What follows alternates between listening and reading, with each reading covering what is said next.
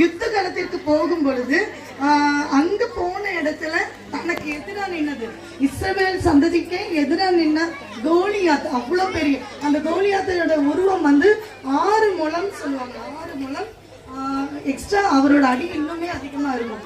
அப்படி உயரமான அந்த மனிதன் வந்து 40 நாளா தொடர்ந்து வந்து நம்முடைய இஸ்ரவேல் ஜனங்களுக்கு நடுவுல வந்து போட்டியா வந்து நின்று சொல்லிட்டு போவார், என்ன சாய்க்க உங்களால முடியுமா அப்படின்னு. அப்படிப்பட்ட அந்த அவ்வளவு பெரிய ஆளையும் பார்த்து இந்த தாவீது பயப்படாம கர்த்தர் சொன்ன ஒரே வார்த்தை தான், அவர் மேல வைத்த ஒரே விசுவாசம் தான் அவருக்கு முன்பாக வந்து நிக்க செய்தது. அப்படிப்பட்ட தாவீது ஒரே 5 கல்லை கொண்டு போனார். உங்க எல்லாருக்கும் தெரியும், 5 கல்லை கொண்டு போனார். ஆனா ஒரே கல்லுல சாய்த்தார். அது சாய்த்தது ஒரே கல்லு. ஆனா அவன் விழுந்தது பின்புறமா இல்ல, முன்புறமா விழுந்தான். அப்பொழுது அடித்தது தேவன். சோ நம்மளை கொண்டு ஒரு கருவியா, அந்த விசுவாசம் நம்மளை கருவியாய் பயன்படுத்தி இவ்வளவு